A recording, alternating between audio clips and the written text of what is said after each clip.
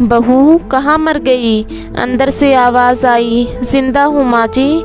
तो फिर मेरी चाय क्यों नहीं आई? कब से बैठी हूँ, ला रही हूँ माँ जी।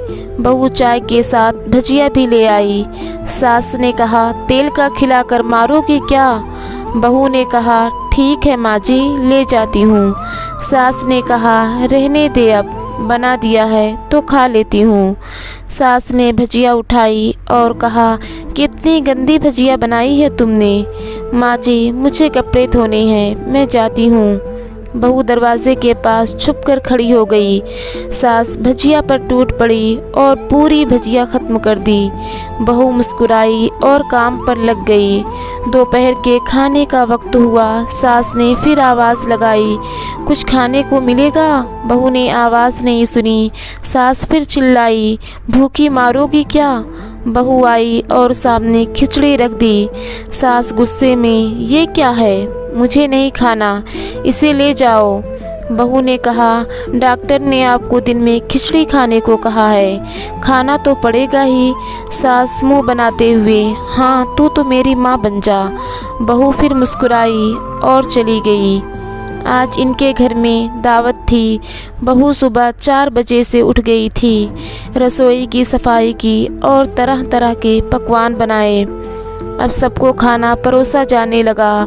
बहू दौड़ दौड़ के खाना देती, फिर पानी का गिलास लाती। करीब करीब 70-80 लोग हो गए थे। इधर 2 नौकर और बहू अकेली, फिर भी वो सारा काम बहुत अच्छे तरीके से करती। अब उसकी सास और कुछ आस पड़ोस के लोग खाने पर बैठे। बहू ने खाना परोसना शुरू किया। सबको खाना दे दिया गया।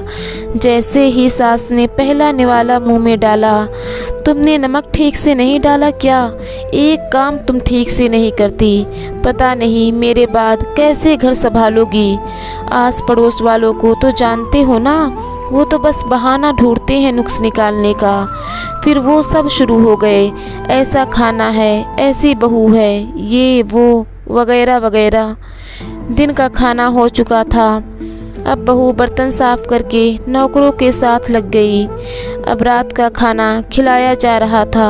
उसके पति के ऑफिस के दोस्त साइड में ही ड्रिंक करने लगे थे। उसका पति चिल्लाया, थोड़ा बर्फ़ लाओ। तो सास चिल्लाई, यहाँ दाल नहीं है। पति चिल्लाया, कोल्ड ड्रिंक नहीं है, पापड़ ले आओ।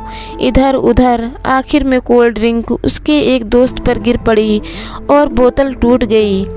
पति ने गुस्से में 2 झापड़ अपने पति को लगाते हुए कहता है, जाहिल कहीं की, देख कर नहीं कर सकती, तुझे इतना भी नहीं आता।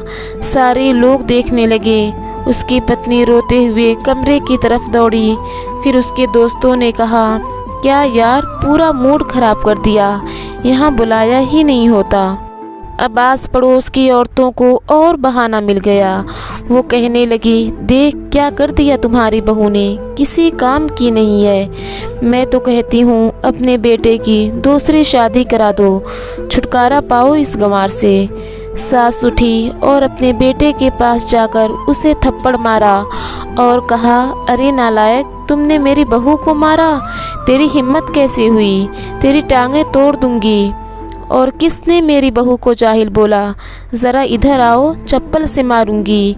वो बच्ची सुबह 4 बजे से उठी है, घर का सारा काम कर रही है, ना सही से नाश्ता किया, ना दिन का खाना खाया, फिर भी हंसते हुए, सबकी बातें सुनते हुए, ताने सुनते हुए घर के काम में लगी रही। तेरे यार दोस्तों को वो अच्छी नहीं लगी, जूते से मारूंगी तेरे दोस्तों को।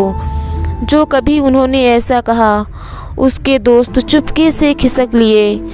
सास बहू के कमरे में गई और बहू का हाथ पकड़कर बाहर ले आई। सबके सामने कहने लगी, किसने कहा था अपनी बहू को घर से निकालकर दूसरी बहू ले आओ, ज़रा सामने तो आओ। कोई सामने नहीं आया। फिर सास ने कहा, तुम जानते भी क्या हो इस लड़की के बारे में? ये मेरी माँ भी है, मेरी बेटी भी है। माँ इसलिए कि मुझे गलत काम करने पर डांटती है, और बेटी इसलिए कि कभी भी मेरे दिल की भावनाओं को ऐसा नहीं कि समझती नहीं है, हमेशा समझ जाती है। जाहिल तो तुम सब हो, जो कोयले और हीरे में फ़र्क नहीं जानते। अगर आइंदा मेरी बहू के बारे में किसी ने एक लफ्ज़ भी बोला तो मुझसे बुरा कोई नहीं होगा, क्योंकि ये मेरी बहू नहीं बेटी है। बहू ने अपनी सास को रोते हुए गले से लगा लिया। सास भी रो दी पहली बार और कहा, चल खाना खा ले।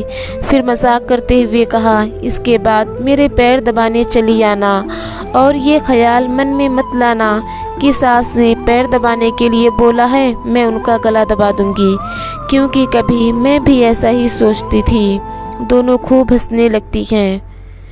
इस कहानी से हमें ये सीखने को मिलता है कि हमें अपनी लोगों को सबके सामने इज़्ज़त देनी चाहिए। अगर हम ऐसा नहीं करते हैं तो दूसरों को भी कहने का मौका देते हैं। मेरे प्यारे दोस्तों, अगर आप सबको हमारी स्टोरी पसंद आती है तो वीडियो को लाइक, शेयर और चैनल को सब्सक्राइब ज़रूर कीजिएगा। तब तक खुश रहिए, प्यार बांटिए।